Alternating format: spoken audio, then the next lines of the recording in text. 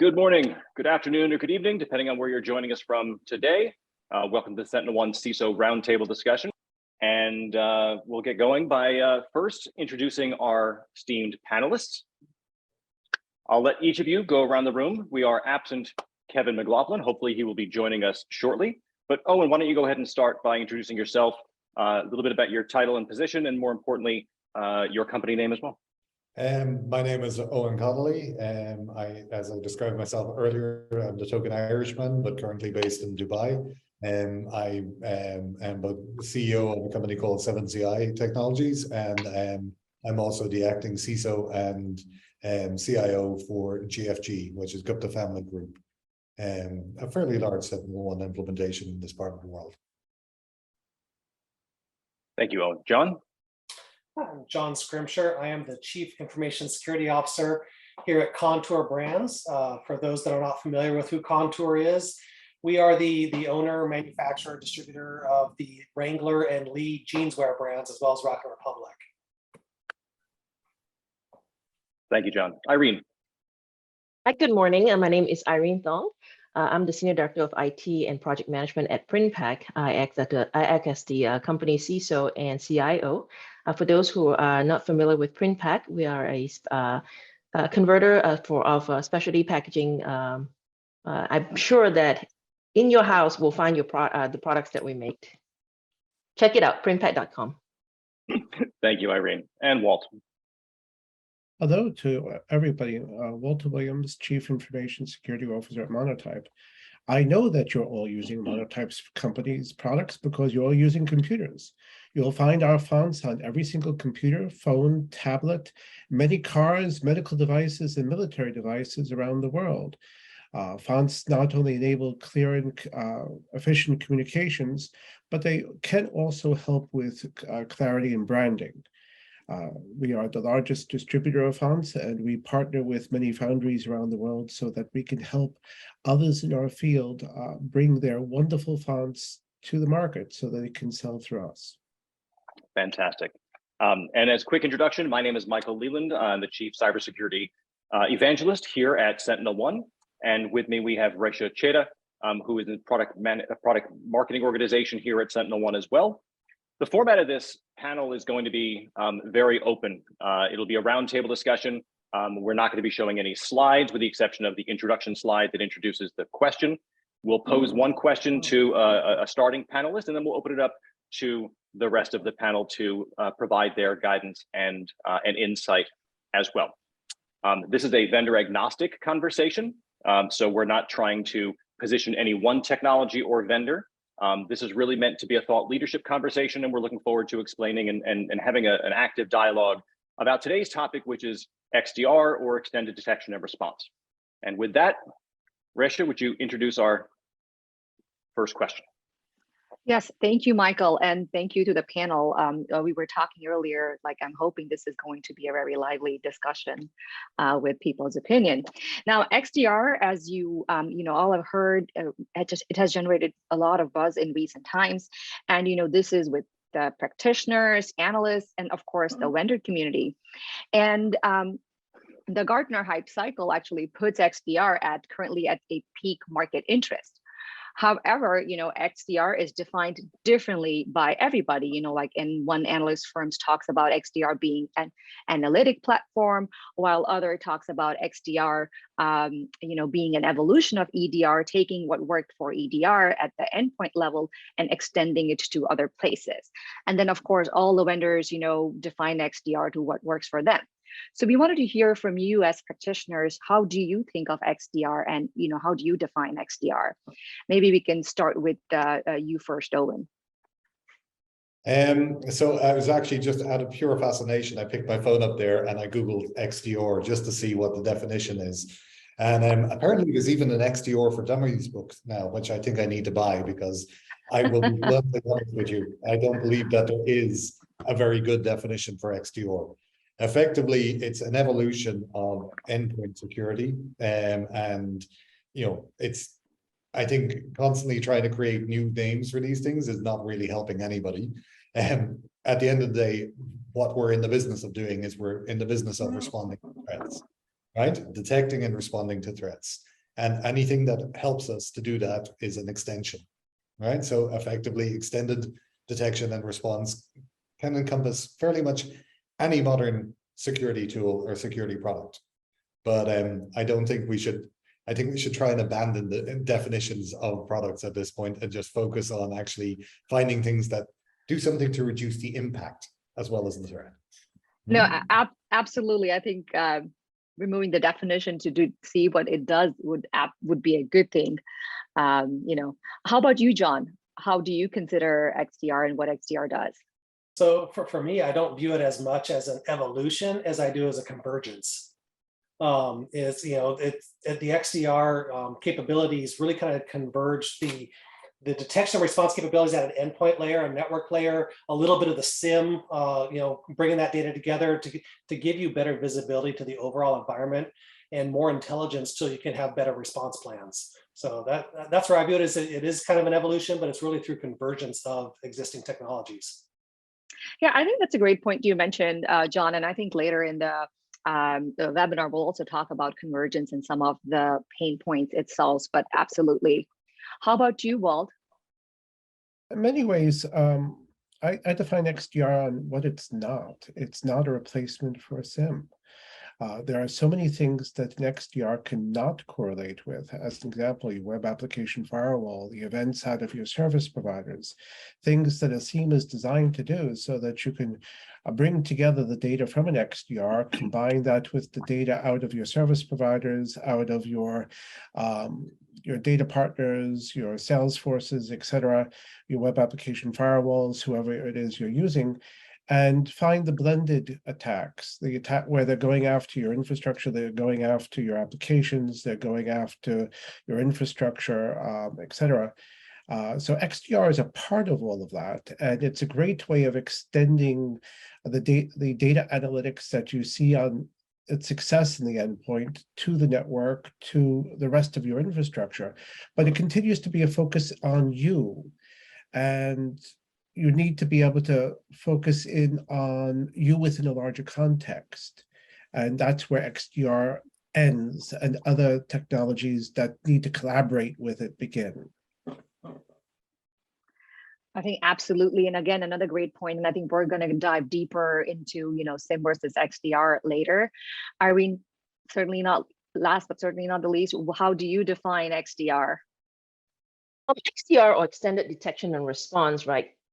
As many of my peers here mentioned, it focuses on threat prevention, threat protection, and actually concerned with centralized, I see it as concerned with centralized analysis and a single user interface for managing your detection and response strategy. Now, XDR take advantage of automation to collect and to correlate detections and activity data across multiple security layers, such as email, endpoint, server, cloud, your workloads, and your network. And it breaks down the security silos and ties lower confidence alert activities from your SIM, for example, you know, into higher confidence event, giving our analysts the storyboard and the context that's needed to enact the necessary response faster. So that's kind of how I look at XDR. You know, I think another great point, breaking down the silos, you know, being able to have that, you know, continuous visibility is such a important point for the SOC analysts. And I think that kind of is a perfect point to dive into the next question, Michael. Exactly. So I'm going to raise the question, then I'm going to take the question down so we have a little more of a Brady Bunch feel with all of our faces a little bit larger for you. And by way of introduction, you know, prior to joining SentinelOne, I was CTO and co-founder of a company called Nitro Security, which then got acquired by another security vendor, and that product was a SIM. And so I'm frequently asked, well, how does it differ between SIM capabilities and XDR capabilities? And Walt, you made a really good point about the fact that it's not meant to displace or replace SIM, but maybe augment SIM and work alongside SIM. But we'd really like to get a handle on what your perspective is on the differences between the various technologies. And I hate acronym soup, but endpoint detection and response, security information and event management, managed detection and response, and extended detection and response. And with that, I'll stop sharing for a minute so we all have a clear look at our faces. So what do you think the differences are between all of those technologies? I think, Irene, we can start with you. So, okay, let's do that. Yeah. I think everybody know EDR here. So EDR provides the necessary and effective protection against endpoint attacks, right? But the protection is limited to only what is analyzed from endpoint data. Now, XDR solutions seek to unify siloed security tools to deliver protection, detection, and response across all data sources. An XDR platform integrates with your endpoint, network, cloud, and third-party data to extend protection, and it uses user and entity behavior analytics, or more commonly known as UEBA, another acronym, as well as artificial intelligence to address some of the known shortcomings of SIEM tools in detecting zero-day attacks. And speaking about SIEM tool, I agree with Walter. You're right. XDR is not a replacement of SIEM. It's an augmentation, I would say. But one of the major differences between SIEM and XDR is the latter's response capabilities, in my opinion. The SIEM response stage rests on human decisions, and SIEM provides data and response paths, which a security analyst can quickly act on to mitigate a threat. But XDR provides automation and orchestration to make it easy to respond across all layers of your IT environment. Responses may include I can think about configuration changes, your network segmentation, or other measures. And XDR can also integrate with your firewalls and IDS, IPS appliances, and network equipment to facilitate response. MXDR, this is, I always think about MXDR, another acronym, Managed Extended Detection and Response, is an outsourced cybersecurity solution that provides technological and human support in threat hunting and response, as well as security intelligence and insight. Now, MXDR platform, think about in generic form, it's a 24/7 security control that proactively works to spot any possible threat and prevent attacks. This is also sometimes known as continuously managed threat hunting. That's kind of how I define the differences in all these acronyms. That's a great point. And before I open it up to the panel, as a separate side question, I would argue that MSSPs have been delivering the capabilities that XDR promises for years. They just hadn't been calling it XDR until one vendor in particular branded the three-letter acronym, right? They built platforms, they integrated systems, they consumed data, they generated reports, they provided response actions. They were doing XDR long before it was fashionable to call it XDR. Let's open it up to the panel. Anybody else have an insight or guidance on kind of the differentiations between XDR and other tools like SIEM? And I know, Walt, we've heard you're passionate about the difference between the two. I'm going to start with you, and then we'll go round two. Certainly. A good part of the difference comes from the fact that SIEM is all around the entire event management cycle and providing humans with the resources to make intelligent decisions, while XDR, EDR, MDR are all about automating as much of that as possible. And certainly there are events that the larger, more complex events where you can't necessarily automate the entire thing. And so a SIEM is going to have more than just event information, and it's going to have information about your vulnerabilities, it's going to have information about other events, but it's also going to have a ticketing system where you bring in, for the specific incident that you're managing, every bit of data about the specific incident, and allow you to share that data with other teams, including outside legal counsel, in a forensically sound way, because it's an event management platform as well as an incident management platform, all around security. So it's more than just focused in on what's necessary to correlate an effective response. I really like the distinction between MDR, XDR, and EDR in terms of it being managed. This way, you've got expert hands on glass, people who know the platform inside and out, understand the data that it's bringing to bear, so that when you can't have an easily automated response, again, you've got eyes on the system to say, no, this is a false positive. This should not be blocked based upon their expert analysis of what the XDR or MDR, or sorry, XDR or EDR system is providing. Because as efficient and as effective as user behavior analytics are and machine learning can be, what putting that M gives you is a little bit of it's not going to be perfect.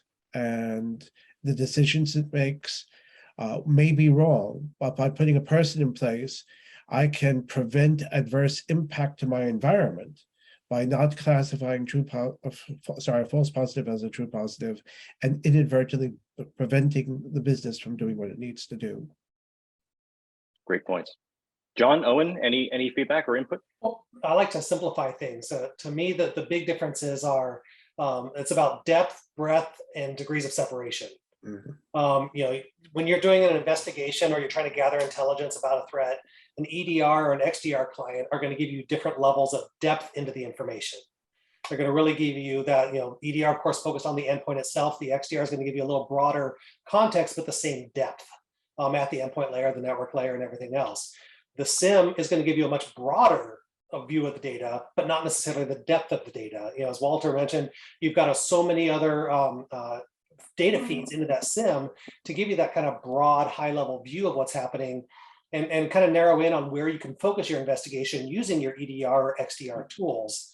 When you get into the managed services, the MDR, the MXDR, then you start getting into separate degrees of separation. So you've got another layer of people who are managing the service, and you're relying on them for that initial identification and triage and everything, and hopefully escalating up to your tier 2 inside the company to then go deeper into the tools that they have there. So it just really comes down to each one gives you a different layer of depth or breadth, and then of course you have those degrees of separation from the data, and managing that for what fits your environment is key to having an effective program. I think the degrees of separation is important because managed service providers know your tech, they don't know your business, right? And so when they see something, they can escalate, and then somebody who has knowledge of the user, the user group he belongs to, the asset he's touching, it really takes a human machine teaming effort where the heavy lifting, the separation of signal from noise is done at the high level, but that signal is then presented to a human at some point to vet it, validate it, and potentially take response with context of the business itself. Owen? You've hit the most important word of the lot there, the one word I was going to bring into play, which is context, right? Context is everything. And what a SIM gives you generally is depth of context, far more so than an XDR solution can do. I don't really bother distinguishing between EDR and XDR. It doesn't really matter to me. And MDR is a bunch of people trying to solve your problems without context. So it's, very good point. I'm being unfair, but what I would say, the big distinction actually for me between SIM and EDR, take your DR of choice, is that at the end of the day, it's about rapidity of effectiveness. Yeah, and right? I think one thing important here that I think everybody mentioned, in a indirect way, is also these are not, you don't replace one or the other, your augments, but at the same time also I think you have to evaluate the readiness, your company readiness, and the size of your team, and these play into the factor of what you need to consider. Absolutely. Great. If you're coming from a zero, if in a lot of cases, people are lucky enough in the space of being a CISO to come into an organization where you've already got an established security program, you've got tools in place, et cetera, your life is very, very different. If you're coming into, as I frequently do, because I like getting myself into chaotic situations, coming into organizations where they don't have an established security program, where they don't have all of those things, a SIM tool is a luxury, right? Yes. Because the length of time it takes to get a SIM up and running is, and to be getting an effective set of correlations and an effective set of information and context out of it is way, way longer than it takes to deploy an XDR solution and to get, if you don't have a team of your own, to get an MD, a managed response capability in and up and running. So yeah, to me, it's about context and it's about speed of response. Yeah, and also, got to ask a lot of questions about compatibility as well. Before you embark into XDR solution, what do you have? What do you need? People, process, technology, all three areas you should ask yourself. Otherwise, you might have the funding, but you might not be ready, vice versa and so forth. Yeah, no, I think very, very important point on people, process, and technology.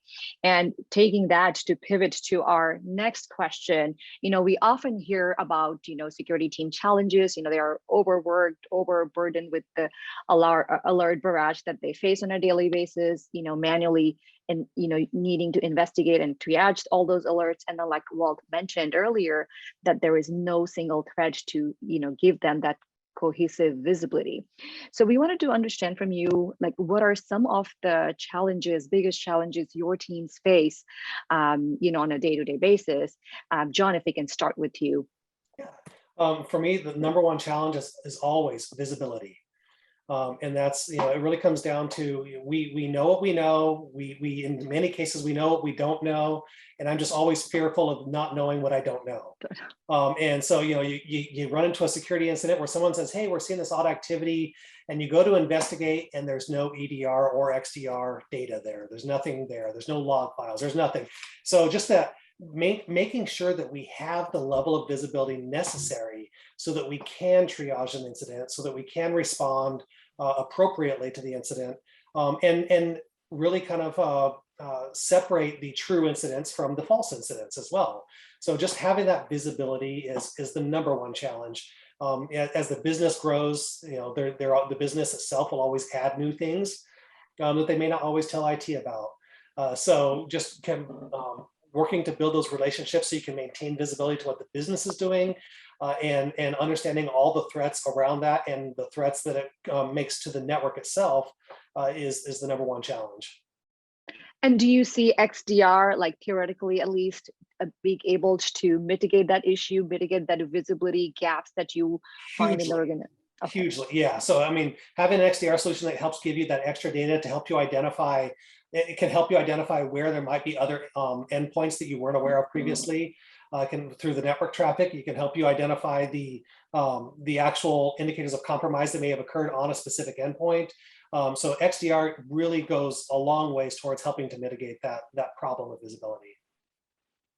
Very, very true. And I think visibility is so critical, because unless you see what's happening, how can you, remediate it? Absolutely. Owen, Irene, Walt, any of you would like to chime in? Yeah, I'm going to agree with John 100% on the visibility thing. I'm even going to take it back to those classic, at this stage now, critical security controls. Number one and number two, as they used to be, I think it's changed now, is basically assets. How do you pick, how do you build a picture of what assets you have in an organization, and how do you do that rapidly? And if you come into an organization where there's little or no security you need to use something that's going to give you visibility very, very quickly. And are you sorry, are you saying you don't trust your CMDB for accuracy? No, there's a reason why they give CMDBs away for free. That's all I'm saying. Right? It's it's a nice one, Michael. Without being funny, I'm probably going to get myself in terrible trouble here again, as usual. But I'm waiting for the point where they start giving SIEMs away for free, right? Because it's down to the same thing. It's all about integration. Right. And it takes a long time to integrate to get you to a point where you actually have visibility is not an effective tool in the kind of situations I tend to find myself in. So having something that you can deploy quickly and easily that gives you rapid visibility across your organization, that's why, to me, I love XDR tools at the moment, right? Next week, when the next version, are we going to have YDR? I'm still, what do we call it next? We kind of run out of we're running out of letters rapidly. So well, I have obviously going to Z was zero trust DR. Yeah, That's skipped Y. that's just a Skipped Y. natural evolution. if only somebody had bought. if only somebody had acquired an identity-based security company, that would be an amazing thing, wouldn't it? Oh wait, yeah. Yeah. So One thing I would like to at least say is, visibility. Also, another point that correlate with visibility is execution. So, with growing demand and and also how rapid changes are coming up, right? So your team, again, depends on what size you have. They have to do not just a lot of different things, but a lot of different new stuff. So your team has to be in a learning mode a lot of time. So they have to have time to learn, they have to have time to understand, they have to have time to process. And therefore, I think when we get tools, one of the things that's very important for me is the execution part of it, because a tool is only as good as how your execution is. If you don't execute it well, it can, you might think that the tool is executed, but you don't, and think that you need the visibility or have the visibility, maybe I should say that.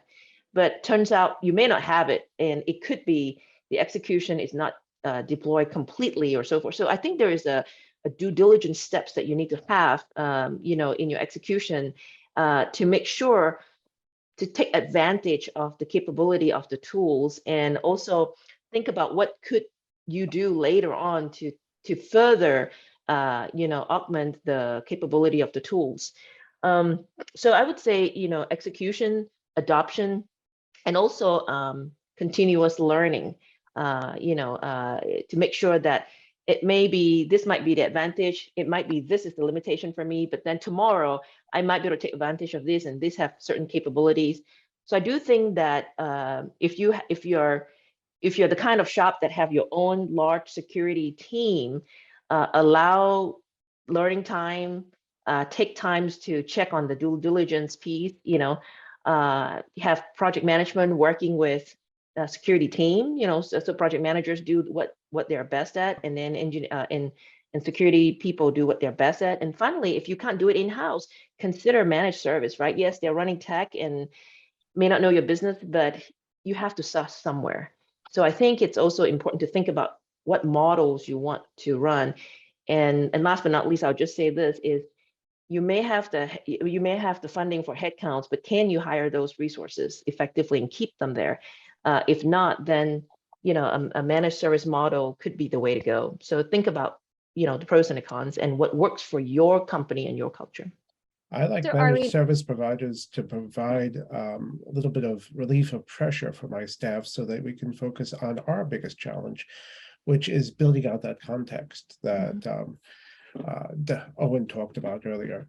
Understanding how our business operates and the constraints under which it operates, and so that our response can be effective for our business, so that as we utilize our tools, we're not shutting ourselves down. We're using people to limit adverse impact of the tools just operating from situation normal, and no company is situation normal. We're all a little bit odd in terms of how these tools need to operate in our environment. And so we need to build out that context and understand the weirdness of what our employees are doing within the environment in order to grow the business, because none of it is industry standard for a generic industry, because none of us are generic industries. And no matter how good an EDR or an MDR, an XDR or a SIEM is, they're all built around the generics. So by having that pressure lifted off my team so we can build out that context and domain understanding of how do we work as a business. So when we get an alert, when something abnormal happens, we can get to an understanding of, is this just how we operate differently? Or is this something where we actually need to do a response? Great point. So if we think out to where you think XDR will improve some of your security outcomes, what do you think are some of the key security outcomes we want to see a major improvement toward? We've talked about skill shortage, we've talked about alert overload, but the outcomes themselves, what do you hope to gain from a mature XDR platform? And let's start with Owen, and then we'll go around. Well, sadly, we've kind of covered it off. You know, at the end of the We day, have. John said it, everybody said it, which is basically visibility. It's all about visibility. Yeah. It's all about building context, right? You know, I mentioned earlier that I joked about acquiring an identity security company, but to me, that's the next thing that I do want to see is, you know, because at the end of the day, what all of us want is we want the pointy-haired boss from Dilbert's Etch-a-Sketch with the traffic lights on it, right? That tells us it's green today, having a good day, right? And to get there, we want to get to that famous thing that everybody talks about all the time, which is a single pane of glass, right? And none of us are 100% there yet. But, you know, in fact, most of us aren't even 40% there. Let's be realistic. But, you know, we want to get to a point where we can have a single screen that we look at that actually tells us what is going on in our world, right? I use a slightly cheeky slide in my presentation saying that most vendors have promised you a single pane of glass. What the vendor community has delivered you, unfortunately, is a single glass of pain, right? And it's 100% I love agree. it. Yes. It's Yeah. 18 vendors and 40 new consoles and the learning curve associated with each one and no cohesive integrations between them. So So you actually remind me, I will leave the particular organization nameless, but I did a lot of work on a very large security transformation program in a very, very large bank. I won't even tell you on what continent, right? And we started referring to it as the Museum of Security because they had one of every tool and none of them were fully implemented. And they sat on the shelf. I firmly believe, and I've reached the definition that shelfware is not just a product you buy and don't deploy. It's a product you buy and poorly or halfway deploy and never get it right. Exactly. And that literally, this was a living example of that. Lots of money, lots of people, lots of tools, nothing deployed successfully. It was amazing. Yeah, that's kind of what I meant by earlier. Execution is important. You got to make sure it's fully deployed, and you know, it's a iterative approach. Even if you can't deploy all at once for whatever reason, but got to have some kind of a project management plan and leader to work with whoever that needs to be to make sure it deliver the results that you expect. Great. Well, I think you're right, Owen. We've pretty much covered this topic in the previous conversation. Unless somebody else has a very specific outcome they'd like to talk about, we can move on to the next question. Well, the one thing we didn't talk about is speed of response, and Excellent. that is something that we all expect out of the DR family, whether or not EDR, MDR, XDR. We've all heard the marketing spiel about the time necessary to respond to a breach needs to be measured in microseconds. Well, XDR should help us get a speed of response in microsecond. I was doing a little bit of research earlier today, and I noticed that the one attempt at attacking us through ransomware over the past calendar year was stopped by our XDR solution in microseconds. And that's just awesome. And that's, again, it relieves pressure from our team, allows us to focusing on the things that are truly important. Yeah. It's a really good point. Process. Go ahead, Irene. No, I 100% agree. That was exactly what Yeah. I was thinking earlier. Visibility, but really it's more speed, right? For me anyway, it's speed of response and effective response, you know? Yeah, And it's important to know too, that response may not always be take action. Right. Because if you don't have the context, the response might be put this in front of the right person so he can agree and take action quickly, right? Where we may not be to the automation stage yet where everything can be fully automated, nor would we trust the AI yet until it's been vetted. So I think it's important that response might be prescriptive more than automated in the early stages. Yep. or it can also be, as Irene mentioned, you know, if the system learns, you know, you can teach it like the first couple of times to be prescriptive, and then it can be automated, you know, helping Exactly. alleviate burden from the SOC team. Actually, well, you bring up a good point, and it actually tees up to our next questions, is that what kind of KPIs do you usually measure for an XDR solution? And what kind of KPIs is like the board interested in, or that it matters to them? Walt, if you want to talk to that first, and then we can open it up to the rest of the panel. Certainly, I'll take a look at my help desk tickets. How many help desk tickets I had generated regarding security incidents. Does this go down? Does this go up? How many help desk tickets have been raised about legitimate software that's been turned off by my XDR because it appeared to be malware, and it was the XDR system just automated said, no, you can't do that, when in actuality we needed to, and it wasn't malware, it's just something a bit odd. So I'm looking for both positive and negative impact by tracking my help desk tickets over time, hoping that the negative impact goes down, the positive impact goes up. If I have an MDR, then I am very much looking at how often does the managed team reach out or escalate to my team, and I will want to track that over time as well. So my help desk tickets are my most important KPI. Would you also consider the response time, like decrease in MTTR, like you mentioned earlier, as one of the KPIs, or? That's not one of the more important ones, Okay. because that gets really, really hard to measure with correlating with those incidents that required a human versus those incidents that didn't, because there what I'm really measuring is how frequently do I need to escalate to a human, and how frequent and how fast can that human respond. That's not going to give me anything actionable or something where I could affect a change. It's nice to know, it's important, as we all said, because we need to know that these things are being responded to quickly.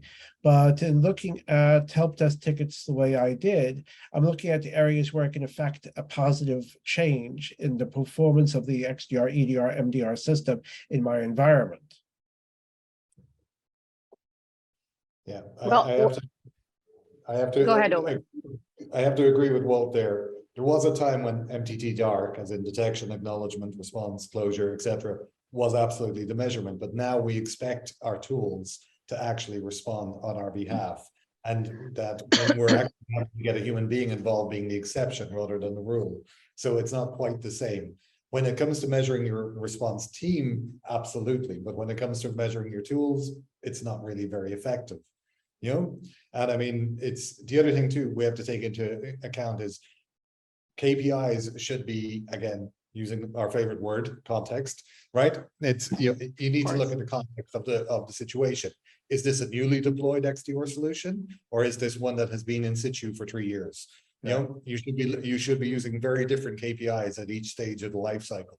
You know, I mean, at the very start, one of your first KPIs is going to be, going back to what Irene was talking about, the execution is how well is your deployment going? How far have you rolled it out? How much of your state has coverage, etc. Right? And how much of your state can you see with the coverage that you have? You know, when you get to 3 years in, you want to be seeing a lot more. You want to see if you've got an MDR in place. And despite the fact that I was making a joke about MDR earlier, you know, I actually use MDR.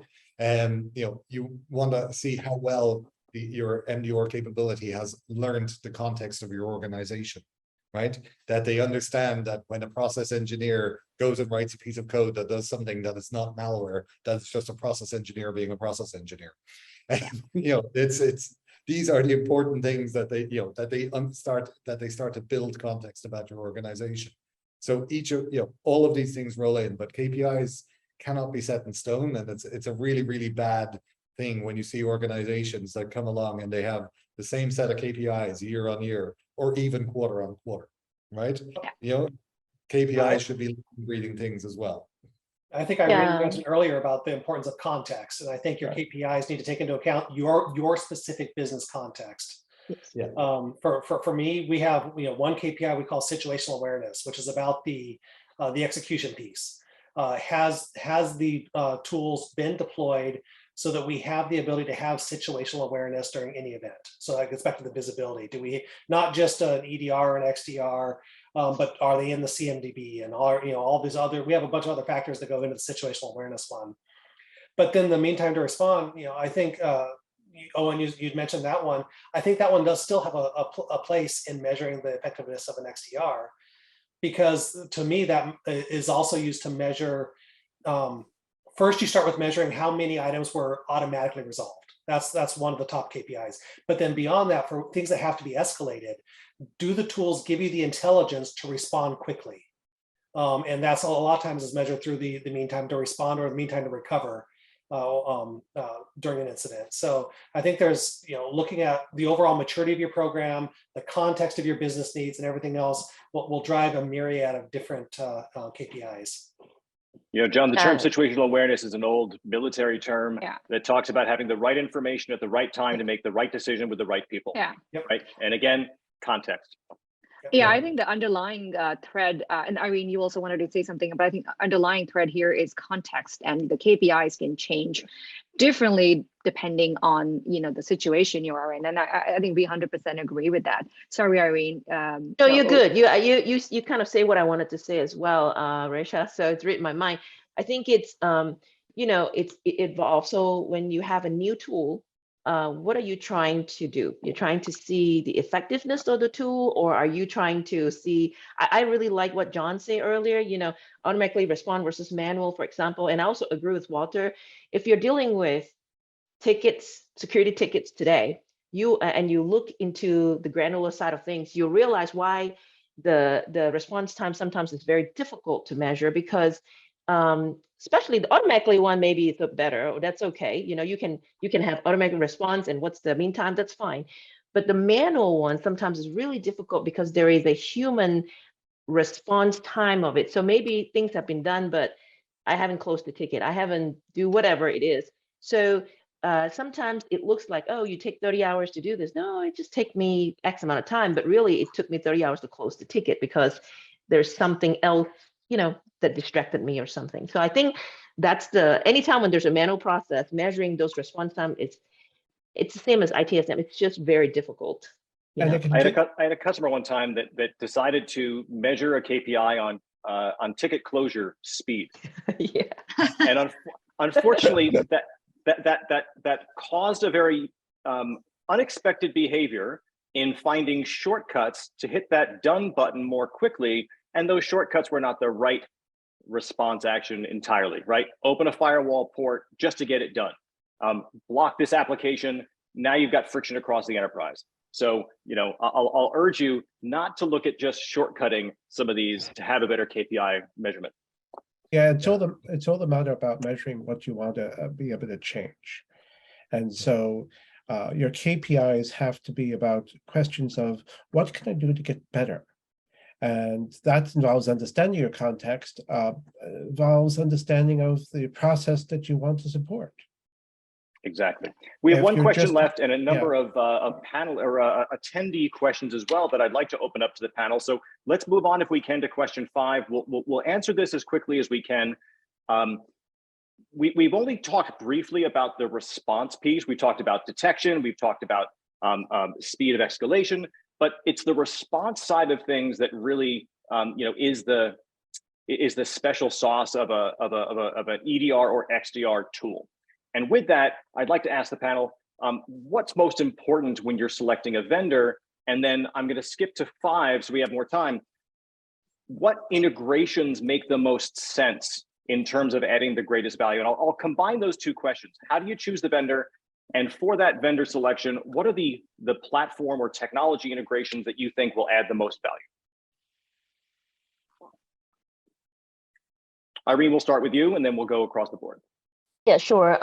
So I think the first thing is, what's most important from a criteria standpoint is, I mentioned it earlier, is compatibility with what you have. I mean, what if you bring in this XDR solution, do you have to replace something else in your environment, or is that going to be compatible? And if you go to these XDR solution provider, do they require you to use something else of theirs in order to be able to take advantage of that tool, right? So compatibility, readiness. So anything that has automation, just remember this: automation, artificial intelligence, all these buzzwords are, everybody's talking about it. But the one thing you must ask is, are you ready for it? Automating a bunch of garbage, you get garbage. So you need to make sure that your process is ready for it. And the last part of it is, what does that mean once you implement it? Do you have to support it? Do you have the resources? And the model that we talked about earlier, outsource, insource, or how do you want to cut it? That's important. And as far as integrations, that added the greatest value, I think about I think about this question different ways, but your email, your network, your cloud, those three, to me, you will get higher return. But again, back to what you're ready as well. So Great. Would you add identity to that too? I would if you're ready for that. The identity piece, I think it will give you value for sure. But it's also, again, every company will potentially have a different readiness. So your order of integration might be different. I would say that, what you're ready, go for it. And then think about this as not a one-time thing, as a process. Where do you start, slowly grow into it? The most mature area that's ready, go forward with it. But if you're not mature in a certain area, spend time to mature that area, and before you go, integrate. I think it's important to note too that there are some integrations that are leaning more heavily toward the detection side because the data has such high context already. And there's some integrations that lean more heavily on the response side. So for instance, if I detect something that is endpoint, firewall, and cloud related, but the response might be to force two-factor authentication from the identity product, right? So I see something and the response might be the identity integration. So that's why we feel identity is important, not just from the telemetry it provides, but the response action that it affords without providing too much friction to the enterprise, where you're not locking the account out, you're just asking them to step up their authentication in real time. We have a lot of questions from the audience, and it would be really great to hear the panel's perspective, at least some of them which are not answered. If you're okay, Michael, we can just switch to the audience questions. I'd like to just add one small Go ahead, detail on to Irene's excellent point. There are different kinds of machine learning algorithms. There are different kinds of user behavior analytics algorithms. Some work well on Macs, some don't. Some work well on Windows, some don't. In terms of integrations, you expect to add the greatest value. Understand what will work well for the environment you have down at the algorithm level. Otherwise, you might find yourself choosing the wrong vendor who works extremely well on a platform you don't have. That's an excellent point. Yeah. And if I'm going to add one last thing, it's a very, very important thing, right? Nothing to do with technology, attitude, right? I have sat with multi-billion-dollar company or multi-billion-dollar valuation companies in the security space who have basically come in and told said, yeah, well, we want to establish whether or not we want to work with you. Wow. That was a very short conversation, right? And not in this current scenario, but yeah, that was a very short conversation, as you can imagine. So to me, it's about the attitude. It's about the support you get. It's about the feel you get from the pre-sales team. It's about whether or not you think that's going to carry through into the actual support team. And it's also about, whether you believe that the roadmap is something that is going to build greater value for you in the future, or whether it's going to be, something that's going to turn them into another Me Too security vendor in a couple of years. I think interesting point. So you're looking for a partner who can work with you and have that development going. Excellent. John, did you have any last thoughts before we jump into? Owen just triggered some bad memories. You talk to an organization, they've got a great pre-sales team, a great support team, a great everything, and then you meet their legal team, and you're like, okay. I'm out of here. Yeah. Great. Yeah. Well, there are a number of questions that the audience has posed. We'd like to have you, the panelists, address these. Resha, which question do you think is probably most poignant? Yeah, I think a lot of them have been answered in one ways or the other. Let's start with what technologies can XDR effectively eliminate in one's infrastructure? We talked about which are kind of correlated ones and complementary. What can one eliminate with XDR? Does anybody want to take that? Legacy anti-malware. Yeah. Basically, traditional AV. That's it. Thank you. Perfect. Other one is obviously XDR encompasses many areas within cybersecurity, but where are you seeing organizations lean in most heavily right now? Was it needed most heavily? leaning in most heavily? So I'm presuming it's probably similar to the complementary question. Let's take, so I think that's answered. Yeah. Okay. Yeah. Do your answers remain the same if an organization uses SOAR technology to supplement shortcomings of either SIM and or XDR? Absolutely, yes. Our team does use SOAR. Our XDR system is very effective. They solve different problems in our environment. There are things XDR can't get to, probably will never be able to get to. Seamless SOAR gets to it very effectively, provides a much broader approach. So it's really a matter of understanding your context, understanding your business environment, understanding your risks, and using the solution that's more appropriate for you. They both work extremely well. That's a great point. I think that XDR should help democratize your data. SOAR does the same thing, right? There's no reason why multiple applications should be consuming redundant copies of the data to make very similar decisions. SOAR lets you leave the data where it is and make response actions based upon triggers. It's also much better at multi-stage playbooking than XDR was ever meant to do. Yes. I would have challenged what Walter said a little bit, though, that I think XDR works extremely well, but I think SOAR just works well, not extremely well. There's still a lot of shortcomings that I run into with SOAR that it just doesn't quite meet the promise of what it is yet. So it's one of those technologies that, to me, needs to evolve a little bit more before we can start giving it that extremely well moniker. But again, it's about the rapidity of deployment and effectiveness, right? So SOAR, like SIEM, takes time to get right. It takes a lot more time to get right.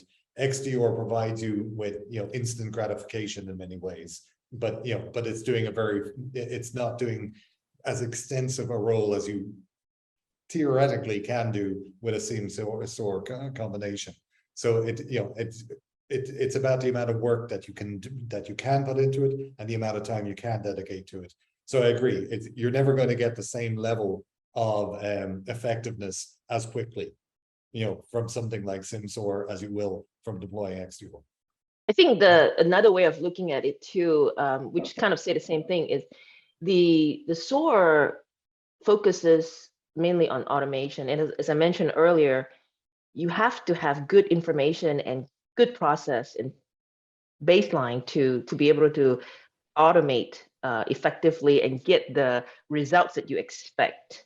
So it might help you uncover the problems in your organization, but it may not instantly deliver the promise that it's marketed. For example, XDR, the way I look at it also is it's more scalable, and it also iterative in the way that you can kind of take advantage of it faster. But again, I don't want it to, SOAR XDR also focus on threat protection. So that's one thing that we kind of cannot forget, So those are the things that I think it's important to keep in mind. Yeah. Also, don't overlook the fact that SIM was born from the original log management days. Log management answered a compliance use case. XDR is never meant to answer the question of chain of custody, non-repudiation. The whole log management asset is still there and still a requirement. Legal ready records that you can bring to court. Yes, that's very well put. Yeah. And that's extremely critical. The other thing that seamless SOAR can do that XDR can't do yet, maybe will do one day, is provide indicators of compromise and other feedback back into threat intelligence as part of that orchestrated response and workflow, so that other companies can benefit from what you're doing. A two-way communication with your threat intelligence feed is essential for the benefit of us all. That is something that you can build into a seamless orchestration response today and now. It's something that XDR is not designed to do yet, and maybe a future thing. So there are both approaches are complementary. Both can be very necessary. XDR can get you to an element of fast response quickly so that you can spend time to build out the breadth of context that's necessary for a successful SIM, because it's gotten you some pressure from the need to handle so many alerts in such a fast amount of time. So they're very, very complementary technologies that enhance each other when built out in a security program where you have people following effective processes. Very well said. Yeah, I think for a long time, at least as we see, it's going to be complementary. And, at least on our side, our solution talks with most of the SIMs because, we realize that both needs to be deployed at a customer's environment. Absolutely. So the next question, and I know it's all related to context, but somebody wants to know, is how easy it is to get an XDR solution operational in a Fortune 500 company. Any advice, suggestions, insights to that? Excuse me. Very easy. So It depends on. Easy. Yeah. The biggest challenge, of course, is deployment to the endpoints. And as long it depends on if your organization has a good deployment methodology and tool. Once you have that out there, the amount of intelligence you start gathering immediately is very useful. So that's really going to be your biggest challenge, is getting the actual deployment out there. Yeah. And if you have automated deployment tools, it's handy. If you have a relatively standardized environment, i.e. not too much OT stuff, not too much stuff that you need to worry about touching, etc., it becomes even easier. If you've got a tool that basically can laterally move as well, where it can detect rogue devices or uninstalled devices on your network and install itself on it, that makes it even easier again. But again, it's all about context. There's going to be lots of tuning afterwards, yes, but the actual initial deployment, you'll get value right away. Yeah, and I think that's an important part. I kind of like, you'll get value, and if you have OT, manufacturing environment, for example, that's something that might take slower, but again, the deployment part of it, once you deploy, you get some valuable information, or you know where you need to fix something. So that's also an important information. Yeah, looking back to my SIM days, there were two ways of deploying SIM in the old days. You onboard all your data sources. You start consuming all of the data in big buckets, and then you try to figure out what to do with it later.